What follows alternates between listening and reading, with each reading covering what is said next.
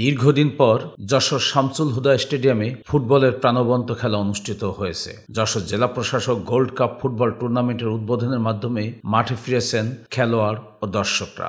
জেলা প্রশাসন যশোরের আয়োজনে জেলার ৮টি উপজেলা নিয়ে টুর্নামেন্ট অনুষ্ঠিত হচ্ছে। রোববার বিকালে স্টেডিয়ামের উদ্বোধনী খেলায় অংশ নেয় সদর উপজেলা বনাম শার্শা উপজেলা। এ খেলায় দারুণ জয় দিয়ে শুভ সূচনা করে সদর উপজেলা।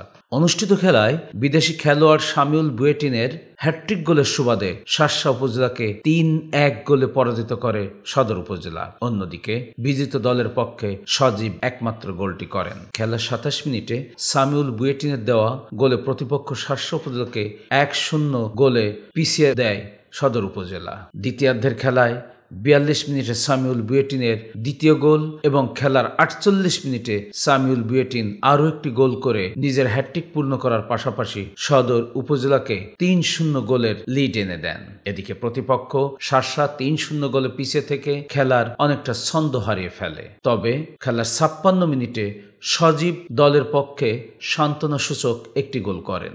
এর আগে প্রধান অতিথি হিসাবে উপস্থিত থেকে টুর্নামেন্টের উদ্বোধন করেন খুলনা বিভাগীয় কমিশনার ফিরোজ শাহ। অনুষ্ঠানে সভাপতিত্ব করেন জেলা প্রশাসক আজহারুল ইসলাম। অন্যান্য অতিথিদের মধ্যে বক্তব্য দেন অতিরিক্ত পুলিশ সুপার আবুল বাশার, দৈনিক লোক সমাজের প্রকাশক ও টুর্নামেন্টের উপদেষ্টা কমিটির সদস্য শান্তনু ইসলাম সুমিত, টুর্নামেন্টের সাংগঠনিক কমিটির সদস্য সচিব মাহতাব নাসির পলাশ, প্রেস ক্লাব যশোরের সভাপতি জাহিদ হাসান টুকুন প্রমুখ।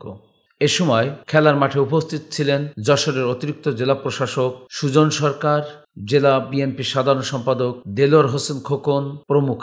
এদিকে খেলা চলাকালে মাঠে উপস্থিত হন বিএনপির খুলনা বিভাগীয় ভারপ্রাপ্ত সাংগঠনিক সম্পাদক অনিন্দ ইসলাম অমিত। এ সময় প্রধান অতিথি তার বক্তব্যে বলেন, ষড়যন্ত্র আর চক্রান্ত করে দেশের গ্রামগণকে সুপরিকল্পিতভাবে ধ্বংস করে দেশের যুব সমাজকে বিপদগামী করা হয়েছে। জুলাই বিপ্লবের মাধ্যমে দেশ ফ্যাসিবাদ মুক্ত হয়েছে।